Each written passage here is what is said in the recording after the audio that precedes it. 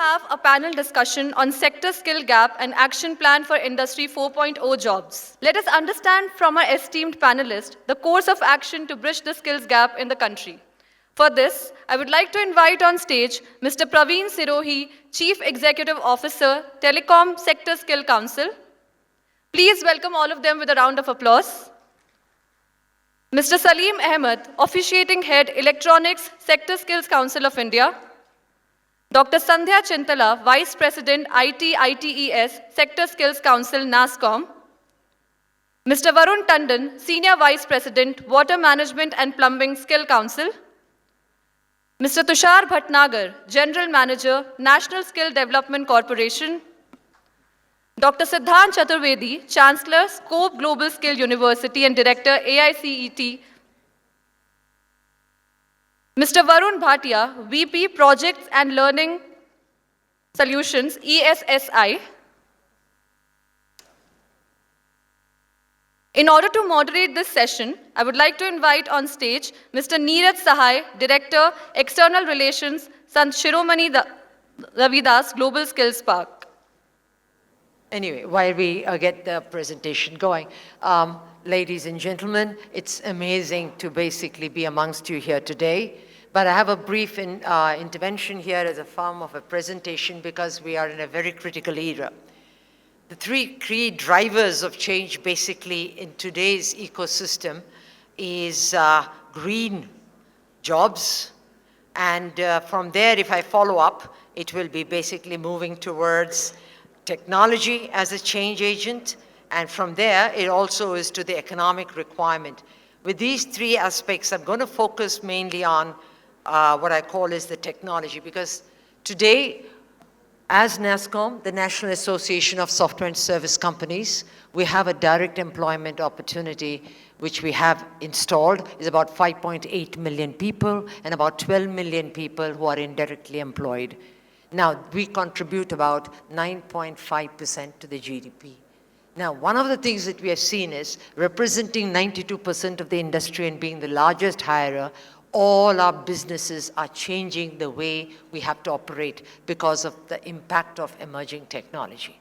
It's going to be taking a lot of jobs away, but it's also going to create new jobs. So students, people from various organizations, it's very important to know how we as businesses are reinventing ourselves so that all our members here will also be able to articulate, because we are moving in a cross-functional manner. So one of the things that we need to know about it is if I have technologies.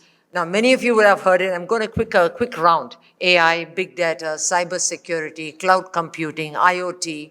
Then you will go to robotic process automation, augmented virtual reality, 3D printing or additive manufacturing, quantum computing, nanosensors, 5G and 6G, genomics and neural networks, and the list goes on. None of these technologies work in isolation. They move with every other sector which are available here. It moves across agriculture, manufacturing, retail, gem and jewelry, furniture making, whether it has to be edtech per se.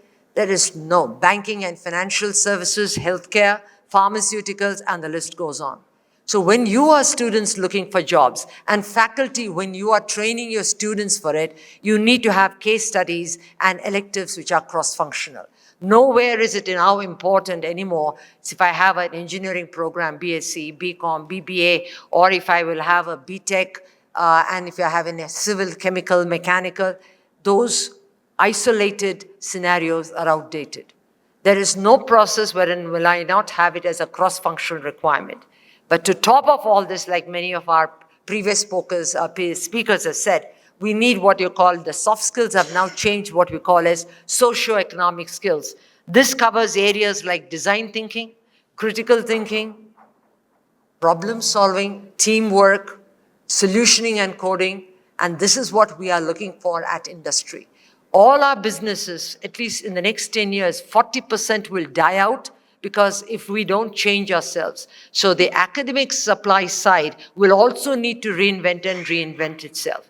Today, this organization representing IT-ITeS sector councils and all the other sectors, which we have to work as a class for collaboration, we will be at least a $5 trillion economy by 2028. by 2030 will be a $10 trillion, and by 2047 will be a $26 trillion economy, wherein which each Indian will have at least $15,000 to their credit. And this was the largest growing economy in the world.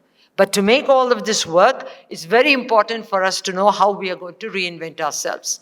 Just to give you a brief glimpse, what's going to happen is we are in an era where in the fourth industrial revolution, technology is the key. AI itself is like an industrial revolution on its own. Let me just quickly take you there. This is what the first part I spoke, so it makes it easier for you to see. Change, please. Next. Yeah, next. So here, these are the various, just stop at that slide. These are the various opportunities in India and where the jobs are. So if you look at by 2030, I'll be able to generate, because of this technology integration with all the sectors, about 150 million jobs. 54% of our jobs will remain similarly with a small integration of emerging tech. 37% will totally change, but 9% of a 600 million workforce, that is 54 million jobs, will be totally different. So if you see, precision agriculture, precision healthcare, precision pharmaceuticals, all of this will have AI, big data, cyber, cloud computing. There is nothing in isolation. Next slide, please. So if you see this, what the industry does, if you look at it, by 2025, that just next year, almost 60% of my companies are all changing and becoming digital. Their revenues, they are automating and digitization. So if you do not automate and digitize yourselves in your knowledge, knowing the subject area alone is not good enough. I need a cross-functional requirement.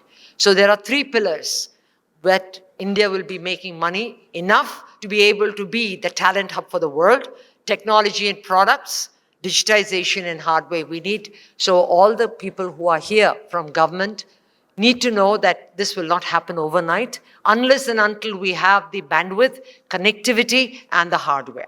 Having moved on to this, again, you'll see that technology, please move the next slide. Technology is not in isolation. You will see more and more we need is that digital Indian talent. And if I look at across telecom, BFSI, electronics, manufacturing, automotive, every one of them 50%. And this is the largest hirer. So it's very important for you to be very aware of this. Both faculty as well as industry will have to collaborate and make this work. Next slide, please. So, but the biggest thing that you need to know as students and faculty to be understanding is that this is going to be a hybrid world. You will not work with humans and humans alone. You will be working with machines. So how will you as an interface work with a machine? So I'm looking at that possibility because you're working with your systems. And now from AI, bringing in Gen AI, bringing in quantum AI, I will not look at AI agents. So I'll talk to you about it a little later. But this is the new interface that we have to learn. And this experience has to come in schools and colleges. Next slide, please. So the impact of AI on new age technologies, as Sir has requested, very briefly, I'll take you through. Just next point, please. So we need to empower, enable, and engage. This is the solution I'm providing. Next slide, please. So if I look at AI per se, then I look at the next level of AI as a subset. It's machine learning. What happens here is the machine is able to learn faster than you as a human can learn. By 2045, all AI in the world would lead singularity. What does it mean? All the knowledge, all the systems are connected by blockchain and IoT. There will be a system wherein which you can dip into that knowledge. So you need, as students, to know how to use these tools.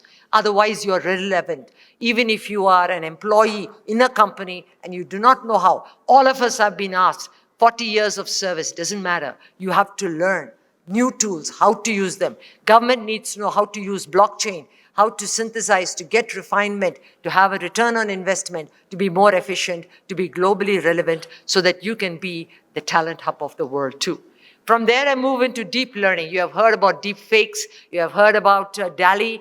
What deep learning does is takes unstructured data, able to make it into structured data, analyze it, gives you possibility of solutions, and then also gives you a recommendation. Agentic AI takes you a next level forward.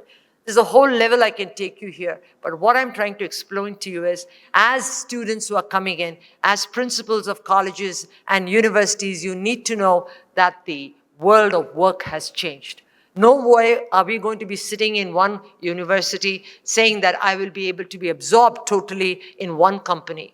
The new world of work is wherein which you will need to have a skill certificate mapped to global requirements. And when you work, your information will be made available and used for 3 months, 4 months, 6 months. So you can work with multiple agencies. You can run your own entrepreneurial effort. You are a global person, right? So basically, the gig economy is going to take precedence. Next slide. Just look at what I'm going to do with healthcare. If I look at healthcare, AI and machine learning offers better ways to spot diseases. Now, if I look at it, my computer engineers are doing this with doctors.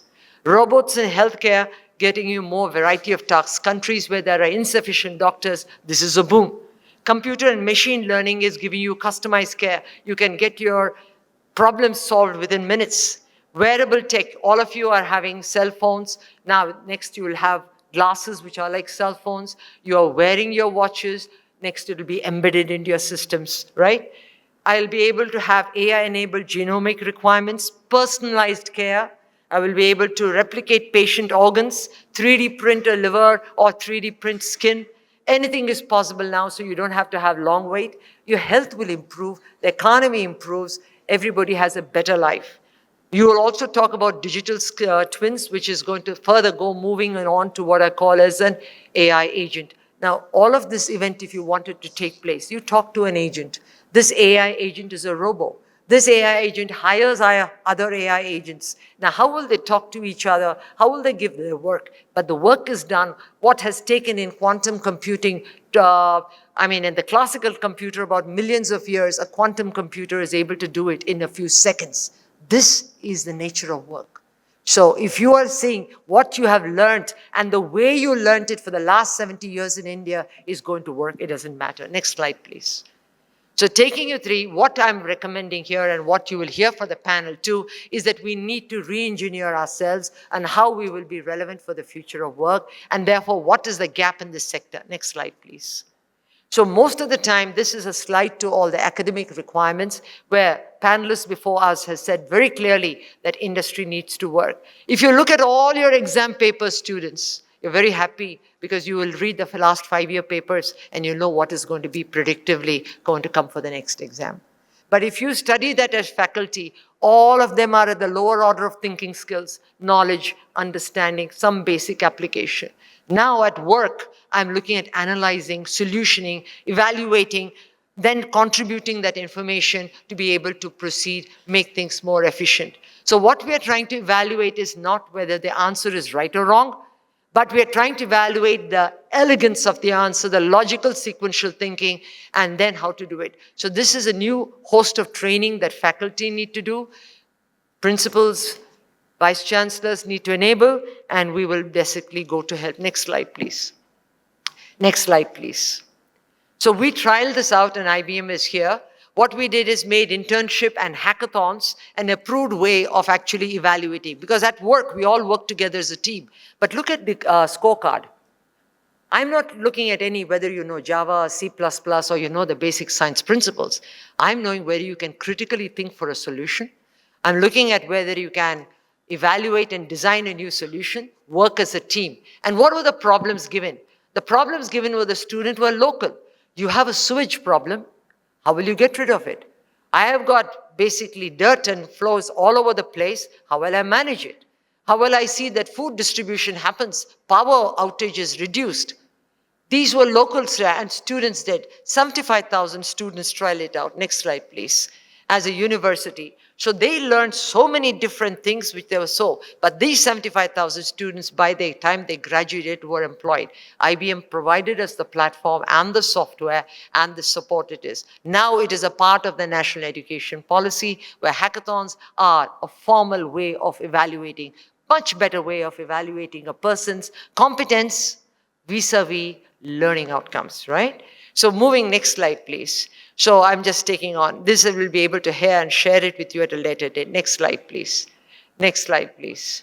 So we have enabled with the Ministry of IT for you to have credit-based programs in all these technologies readily available that you can integrate into your curriculum so that as per the NEP2, 50 to 60% of your course curricula can be on skills, which makes you relevant for the future of work. Next slide. So this is freely available. You can connect with us and we can help you make it. It's a B2C as well as a university to the Ministry of IT Connect. Next slide, please. So to take the whole country approach, we have talked about policy, we have talked about industry academia connect, and then we talked of curriculum integration, and of course we need to see the success. Next slide, please. So having said all this, we'll stop here, sir. All these job roles, I can share it with you subsequently, where in which we are saying for each of these technologies, this is the gap currently available and this is the problem solution. Thank you so much, sir, for setting the stage.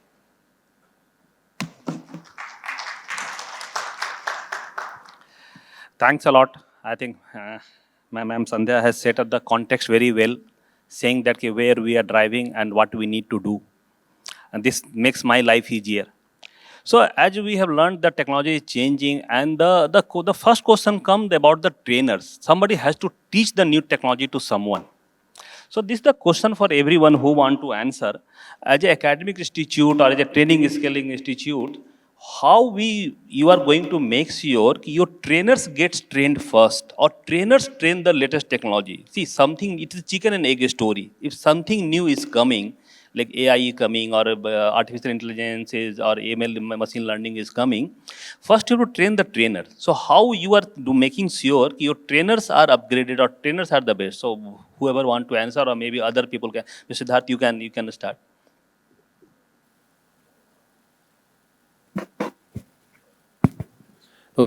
Thank you for that question. And I think the entire situation which has been painted by Dr. Sandhya, really points to the overall complexity of the whole thing. And we are living in the times of unprecedented technology change. I mean, even the subject matter experts cannot predict what is the technology going to be the next year or even the next few months. So very precisely, I think if we talk about the issue of trainers, we firmly believe that as we're talking about student internships and apprenticeships, there is definitely a case for faculty internships also. And I'm not talking about only faculty visits for exposure to the industry. So what we have tried to do as a pilot is also to have a faculty internship program, which is with our industry collaborating partners and the clusters with which we work. And there the faculty goes and spends a structured amount of time within the industry to first of all orient themselves with the whole world of work. That is one. Second, I would like to also point to the fact that there are now many enabling guidelines from the UGC and from the NCVET, which talks about and which basically equips the academic institutions with the right tools and the framework to solve this problem. One particular point is the entire policy around professor of practice. So what we have also done is for each of our faculty in the future skills, emerging technologies, engineering, manufacturing, and even sciences, we have made an advisory board which guides the curriculum preparation and also helps us in providing professors of practice. So when we have professors of practice within each department, it solves for the problem of the faculty getting in tune with the overall world of work. And my last point, sir, is the entire ecosystem available of training of trainers and master trainers. The whole thing right now is that once we'll take an integrated view, converged view of the skills and the higher education ecosystem, there are many best practices available which we can replicate. So in the skills ecosystem, we have been nominating trainers and master trainers for getting certified for a long time. It's time that we replicate the entire practice in higher education also and treat our professors and faculty and teaching members also with the same standards of training of trainers and master trainers. And the sector skill councils have completely evolved this entire process. It is available for taking. the entire teaching fraternity residing in the higher education institution should also be exposed to the certification and upskilling, and that is one way to solve this problem. Thank you, Mr. Siddharth. I think it's a great one. You would like to say Yes. something? So within the water and plumbing space, what we've essentially done is created an industry-led training of trainers program. The industry has to have a skin in the game when it comes to training, because at the end of the day, they are the takers. So what we've essentially done is made sure that the industry is providing the materials, tools, products that need to be made part of these training programs. We're using centers of excellence, especially for professors of practice, the master trainers, and they're being taught once every 6 months on the latest products and technologies that are available. By doing so, the proliferation of latest advancements is essentially happening at the training centers, even before the curriculum and the whole process of redesigning the program is happening. So as value add, these companies are coming forward and taking care of the upgradations required. Thank you. Any other view on this one? Yeah, as my colleague has already told, related to that, government has developed that ecosystem related to the training of the trainer and the master trainer. But basically, as your question was related to the... Can I intervene? I will Yeah. request you I'm not sure, for the sake of audience, if you introduce yourself also for a minute, saying that it will help them to relate to Okay. Thank you. So myself, I'm Praveen Sirohi. I'm the CEO in Telecom Sector Skill Council. So basically, as request that the question was basically related to the how that academia is going to be like upskill related to train the trainers related to that, and that is basically related to the academia teachers. Basically, the part was the question of that. The government has already developed an ecosystem that is related to TOT, train the trainer, and the master trainer, and through that system, that everything has been derived and that training programs are going on continuously. But definitely to reach out to the academia, basically as in Sector Skill Council, we try to be tie up with that most of that colleges and then wherever they're part of that. And as a part of, because as an SSC, we work as in between and connect between the academia and the industry. So basically, industry also very interested to give that in training and then guest lecture or something, few days program for that particularly related to their technology for upskilling. But still, that ecosystem has not yet developed. It is basically one-to-one kind of that. If I have and connect with that college or university, so I'm able to upskill that particular part of the staff on that. But definitely some ecosystem need to be developed. We, as in part of that, would try to be make certain kind of that making on our website or related to the portal, that those who are interested to be as in part of that, and we can start making that kind of the batch in kind of the system. Okay, it's good to hear this view. It's from training perspective. But generally we see every industry keeps saying, I need the scalable employee, or I need the people. How you as an industry, or I would like to hear this from the Mr. Bhatnagar, Mr. Tushar Bhatnagar perspective. What are the parameters generally you define this person is skilled? How is it only the technical skill, is the soft skill, is the weightage? How you define, you define the person is skilled? Good afternoon. My name is Tushar Bhatnagar and I'm from NSDC. Sir, as far as the question is concerned, now basis on the learnings and the acceptability or the demand from the market, we also reaching out to the industry and with the consultations. So what kind of a demand is there, as the previous dignitaries, they were sharing about the demands and all those things. Now we are also in the phase of redesigning the contents and the demand as per the demand from the industry side, so that we can provide the better skilled candidates to the organizations, because the industry discussions which are going on, they are basically what kind of a manpower they are asking for and the demand which they are looking for. Basis on that, sir, we are closely working with them and we are trying to bridge that gap, so that the candidate, those who are getting trained across the country, they will be able to observe in the organizations as per the demands, because industry demands are different, the skill demands are different, and we have to bridge the gap so that they can easily be employable as the earliest possible time frame, so that the demand against the requirement or the acceptability from the market side or from the candidate side, it can be covered. Okay. You would like to answer? Yeah, Thank you. Thank you. I'm Varun Bhatia from Electronic Sector Skill Council of India, taking care of the technical department. So, sir, I think the most important thing is recognition of the skills. Like we have a world skill competition, happening after a span of every 2 years, in which when you talk about the how industry recognizes or how we evaluate, so it's all about the job that they do. Now, world skill is absolutely a hands-on, practical assessment test. A case study is given to the candidates. Maybe they are not having that much of, a soft skills. That also plays a very important role.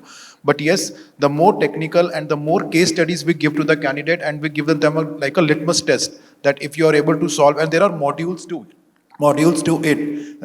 It's not only about solving 100% of a problem, because there may be a case-to-case study in which a one candidate is able to solve 70% of the problem or an 80% of the problem, and then they are able to evaluate, and they are able to find out where they stand right now and where is the gap, or how much is the gap. If we are able to give those type of case studies to them, and then industry also sees to it that yes, this person has solved this much amount of the problem, he's this much skilled, because giving a one certificate and having some kind of appropriate scaling to it will give a platform to them to showcase, to improve their part, and then industry can also see that yes, this particular candidate lies at this platform, and if this much of more amount or skill is being added, he can be upskilled, or he can be taken a one step ahead. So if these types of things comes into the system, that will definitely have a more evaluation and a better impact on the student's life as well. Okay. Miss Sandhya, you have something? One of the things on the competency of the skills certificate, whenever we design and develop a job role, it is done in conjunction with industry. There are about 30 companies, 10 large companies, 10 medium and 10 small companies that who actually come together and validate a job role. In India, we follow that in conjunction with the National Skills Qualification Framework. So when we pitched this in the G20, we found every country also has its national skills qualification framework. So our competency certificate is mapped internationally to other qualification certificates. Then a person said he's a data scientist, an SQF level 6. What does it mean to Korea? What does it mean to Japan, to the US, to the UK? Then this individual is now a globally mobile individual to be able to get jobs in other countries through the gig economy. This is a wonderful way that we can do, and under the guidance of NSDC, this mapping is also taking place, which means we know where our students stand in the global scenario. Okay, thank you. I just want to add another element into this discussion.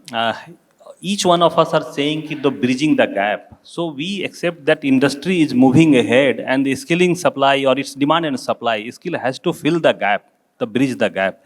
But now the question comes, like any product or any supply chain, there is a lead time. So to bring the best skilled person also, skilling institutes also need their own time. So it's good, what can we do when the requirement of the industry and the skill sector go hand in hand? It's not always the catching up. Right now what's happening, any new technology comes, then the skills institutes or skill sector has to catch up. They have to try to fulfill. So if the industry knows what they are going to need for tomorrow, and they prepare in that point of time, they give the heads up to the skilling institute. So I'm asking the view of the other panelists here. What can be done where it's not the question of bridging the gap, but it's going hand in hand with the industry and the skilling institutes? Sir, I would. Yes, thanks so much. Yes, sure. Please go ahead. Thank you. Yeah, I'm Saleem Ahmed. I'm the officiating head of the Electronic Sector Skill Council. And I really thank you very much for inviting me to this wonderful discussion. And the context was very aptly like said by Dr. Sandhya, perfectly that how collaborate and how they cross the technologies. They cannot be working in isolation and they work together. That's the core topic of the day. And now when you speak about the industry and the academia collaboration. See, in India, the vocationalization and the academia always existed in a bit of isolation. It is now with the national education policy are seeking to align the conventional academia to the vocation with the national skill qualification framework to be aligned to the national school education qualification framework, to the higher education qualification framework, and of course to the technical education qualification framework. So this kind of an amalgamation, this kind of togetherness, we as the Electronic Sector Council or all the SSCs in their respective sectors play a very, very important role to bridge this gap, to bring not only to bridge the gap between the academia and the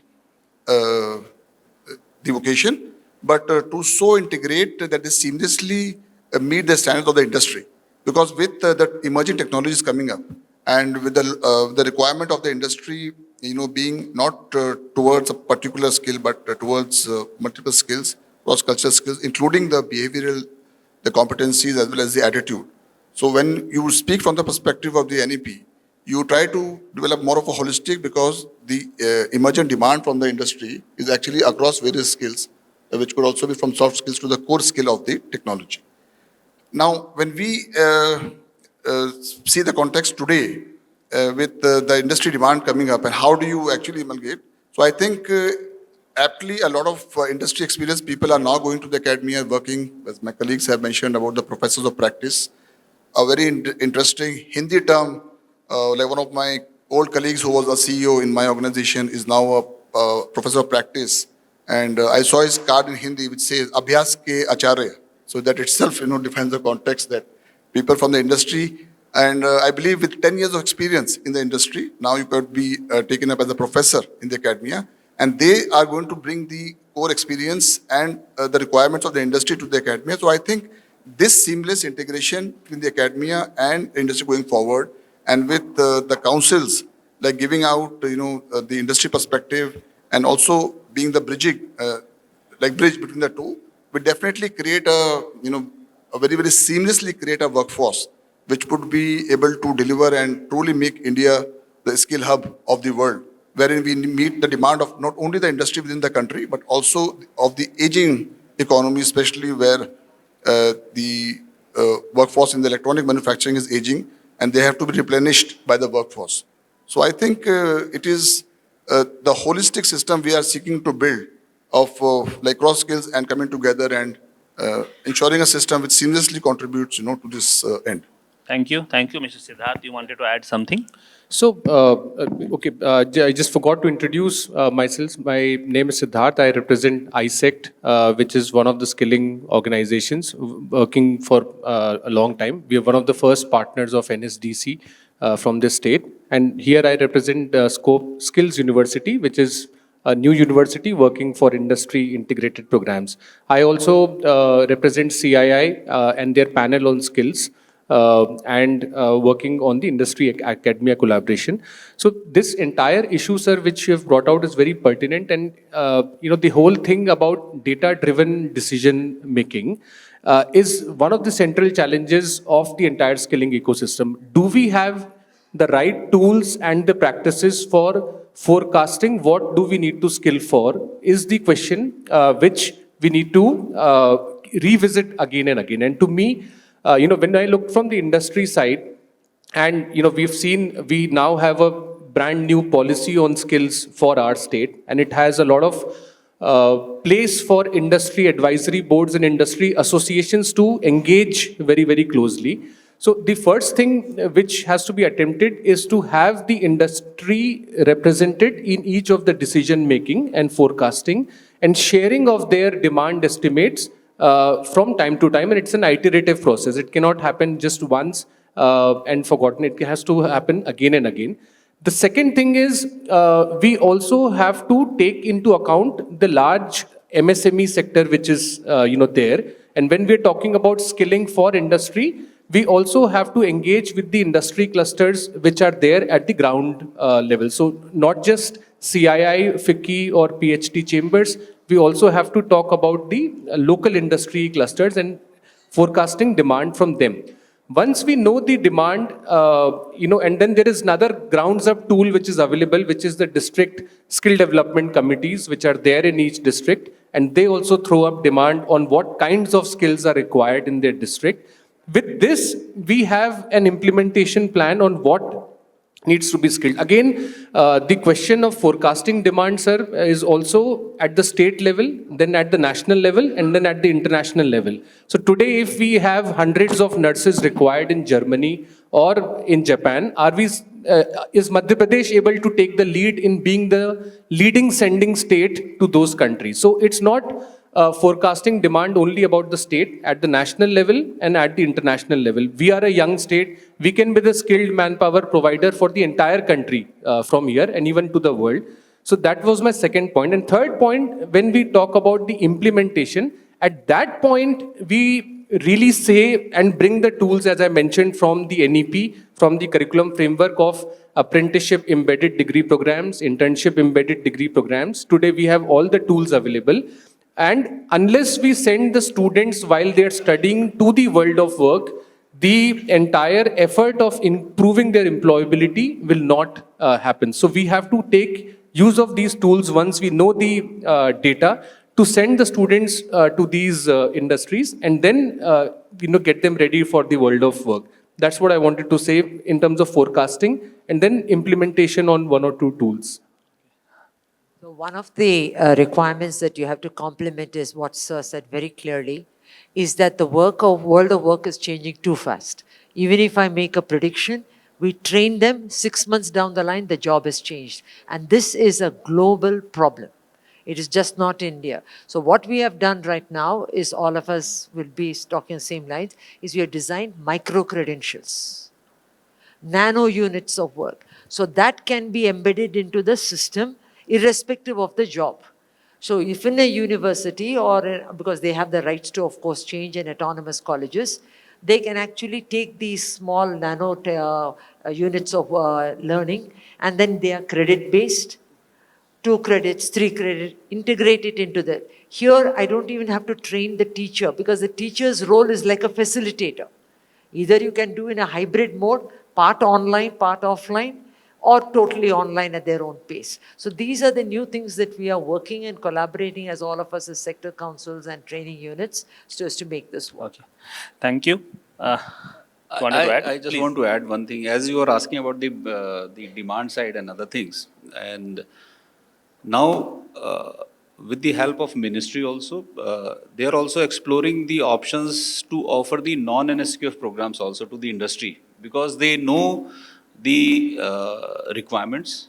All job roles are all NSQF aligned as far as these SSCs are concerned or the NSDCs are concerned.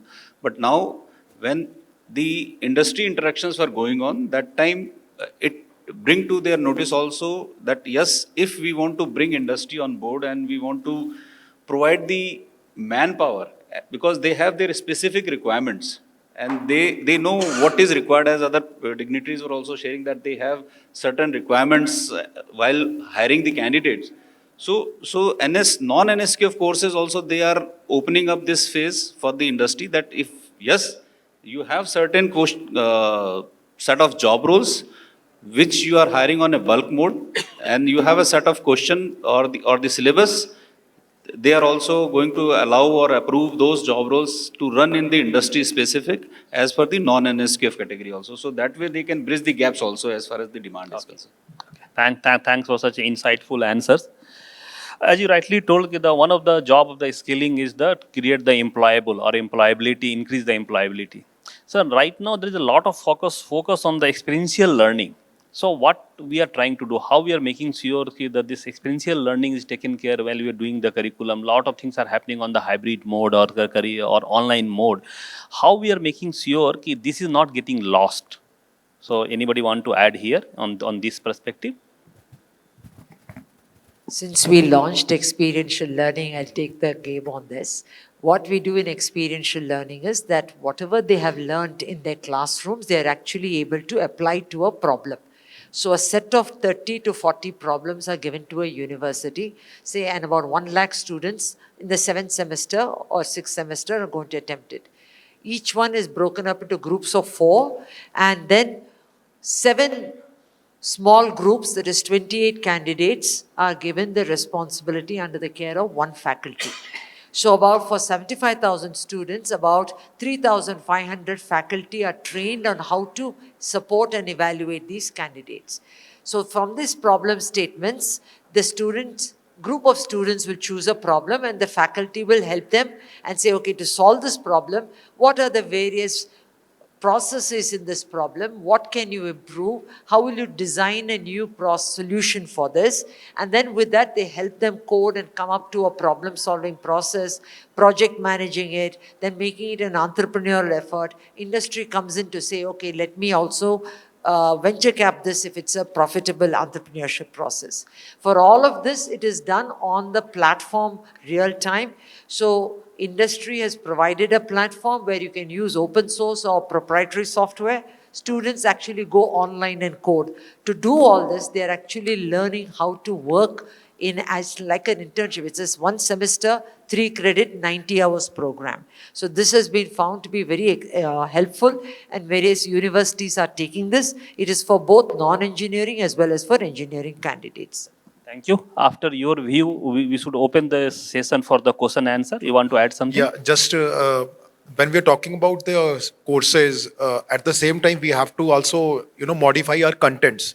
So smart content for more experiential learning, bringing into the virtual labs into the systems, so that when it's not about if academia is into tier 2 or tier 3 cities, if they can't come to the industries, let industries in a way, in a smart way, they go to the academia. So bringing more of the virtual labs, definitely AR VR is the next way, in which it gives a very nice second-hand experience to experience what exactly type of the work of atmosphere is there in the industries. Now, when we are talking about high-end industries, Industry 4.0, semiconductor is next big wave coming in the country. So it's not possible for every academia to have actual things over there. But yes, with the help of these virtual labs, with the help of the smart content, we can give them the most, better way of giving them an actual real feel of the what exactly happens at the industry on the shop floor. Having these type of things also incorporating in the system to give a better experiential knowledge and a way of touch to the candidates, so that they know that they're gonna be working on these type of atmosphere, and then the assessments are also happening on the similar way. Having so that they actually feels like that, yes, if not at the site, but at least they know that this type of atmosphere would be there, and this is how they are expected to perform at the level when they join the industry. So I think these rules, if they come into the system, will have more better experiential learning for the people. Thanks a lot. Thanks a lot. I think Just one info bite, sir. Now, NSDC also has a wonderful platform wherein which all courses are made available for free consumption. On the Ministry of IT and Nasscom platform called Future Skills Prime, all these courses, micro-credentials, the curriculum is available, and many of them, OEM content is also available freely. So please integrate this into your university structure or into your college curriculum, whether it's BSc, BCom, we can support you to make this actually a success for both the demand and the supply. Okay, I don't think we'll have the question. Okay, so this sessions right now we are opening up for the, if you have any one question here, if you have any question. Cut you short. One question. I'll just welcome and then we can continue. वक्त है उस पल का जिसका हम सभी को बेसब्री से इंतजार था. It's my honor to welcome our chief guest, Shri Gautam Tetwal, Honorable Minister of State, Department of Technical Education, Skill Development and Employment, Government of Madhya Pradesh. Please join me in welcoming him with a round of applause. Thanks a lot, sir, for giving us your time and being present here with us today. You can continue. Okay. So I think just one question, please. So we'll close the session after that. We can have just one question and then we can take up other questions in a one-to-one session. Yeah.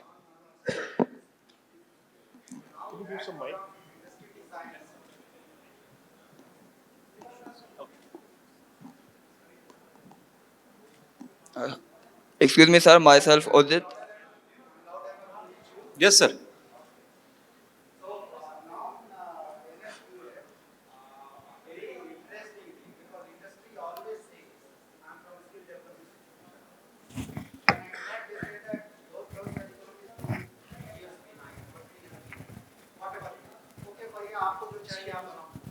So that's what it comes to, correct, no? Non-NSQF. Right. So what we can do is that we can ask industry, ISAC is very heavy on pharma industry, very heavy. And they always have this requirement, so to say. So what I get from you is, I will ask curriculum from them, whatever way they want for 2 months or 3 months. And then that will get NSDC certification from you. So, sir, as Of far course, as, we'll inform in advance, we'll know. so, whatever is requirement to join with us on the non-NSQF, sir, we can discuss, you can come, you can share your proposal that these are the 3, 4, 5 job roles which are in demand in your ecosystem, and you want these kind of job roles to be provided support from the NSDC or the Ministry of Skill side. So you give us the proposal, we'll place it to the ministry. And now, because just for your information, sir, I was just sharing with sir also. So AirSets, we tied up with AirSets also, Air India, where they are providing the non-NSQ programs. We signed an MOU with Flipkart also, sir. So they have their own set of job roles, which we bring on our SID portal also, sir. So to provide the logistic trainings across their warehouses, wherever they have. So these are the things which we have recently opened from the ministry side, sir, because in last 6 months, there are, our partners are here, sir, from the various sector skill council. They are also part of that interaction, industry interactions.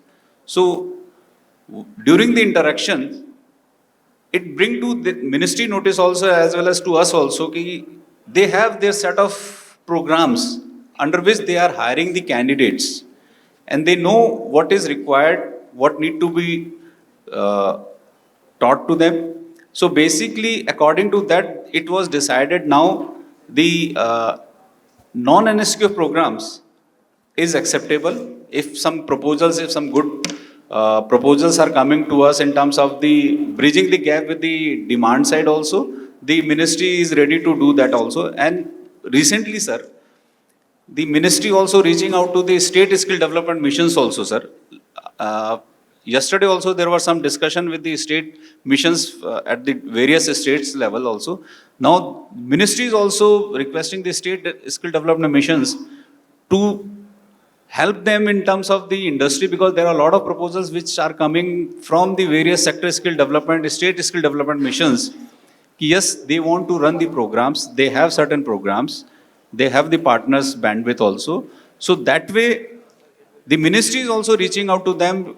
One is the SSDMs, second is the industry, and they are open for the non-NSQ program. You can share with us, sir. I'll share you my email ID also. You can share the proposal with us. SDI Vizag is also our partner, sir. Yeah, we are dealing with you. In fact, the question why I asked this question is that हमारा मसला तो employment देने का है. और जब हम industry के पास जाते हैं तो ये इस तरह की चीजें आती है. My own industry sales officers का, I could not get any connected job role. इसीलिए So हमने that's बोला why सर this कि thing. इसीलिए Thank you. non-NSQ तैयार है सर अब आपके लिए अप्रूवल के लिए भी, अगर आपके कुछ ऐसे डिमांड्स हैं जो कि आपको लगता है कि आपकी फुलफिल करेंगी वो डिमांड्स को, और मैन पावर आपको इजीली मिल सकती है basis on yours, because you know your product sir, you know your trainings, वो आपके स्ट्रॉन्ग एरियाज हैं जिनके बेस पे आप कैंडिडेट्स को रिक्रूट करते हैं, ट्रेन करते हैं, देन डिप्लॉय करते हैं आप उसको. But so if such things are there, Thank you so much. Support. Thank you everyone. I think yeah, we're very esteemed panel, and I thank everyone. It was a great learning experience for me too. So thank you everyone. Thank you to all the panelists for an insightful discussion. And I would like to call on stage Girish sir to felicitate everyone with a token of gratitude. Please give a round of applause to all our esteemed panelists.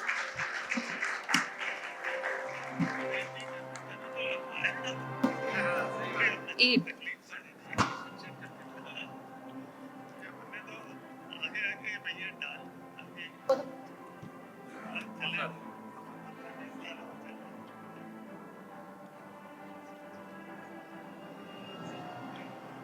Please.